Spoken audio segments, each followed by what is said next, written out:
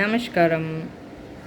இப்போ பார்த்திங்கன்னா, ஆதியோகிக்காக ஒரு சில வரிகள் எழுதியிருப்பேன். அது ஆதியோகிக்காக சமர்ப்பணம்.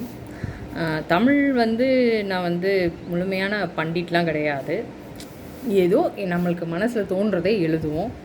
சில வார்த்தைகள் இல்லை சில எழுத்துக்கள் தப்பாக கூட எழுதலாம். அதை நம்ம டிரான்ஸ்லேட்டரில் போட்டு நம்ம அதை திருப்பி கரெக்ட் பண்ணி வச்சுக்கலாம். ஸோ மனசில் இருக்கிறத நம்ம கொண்டு அதை நம்ம எழுதி வச்சோம்னா நிறைய விஷயங்கள் நம்மளுக்கே அறியாமல் நம்மளுக்கு இவ்வளோ விஷயம் தெரிஞ்சிருக்கா அப்படின்னு நம்ம யோசிப்போம். அது ஏன்னா செல்வத்துள் செல்வம் செவிச்செல்வம் அச்செல்வம் செல்வத்துள் எல்லாம் தலை. நம்ம கேட்குறது நிறைய விஷயங்கள் நம்ம மனசுக்குள்ளார நம்மளுக்கே தெரியாமல் பதியும்னு சொல்லுவாங்க. ஸோ அதுதான் எனக்குள்ளார நான் நடந்ததாக அதை நான் உணர்கிறேன். ஸோ கேட்டது, பார்த்தது, புரிஞ்சுக்கிட்டது, இதை வச்சு நான் ஒரு நிறைய எழுதியிருக்கேன். அதில் ஒரே ஒன்று இப்போ நான் வாசிக்கிறேன். ஆதியோகிக்காக எழுதினது. சரியா?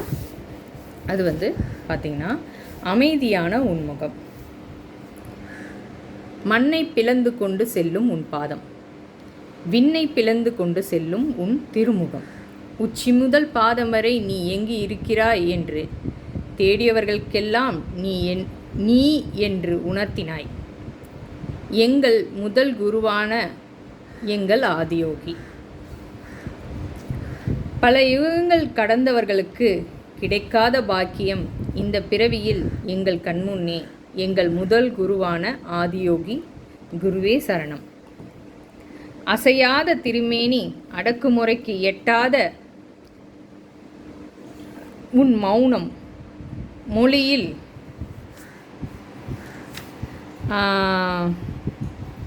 உள்ளடக்கி கொண்டாய்.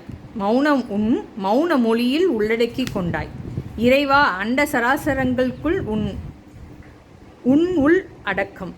உன்னை தேடி வரும் பக்தர்களையும் தட்டி எழுப்பி கண்முன்னே ஒளி வெள்ளத்தில் நிரப்புகிறாய்.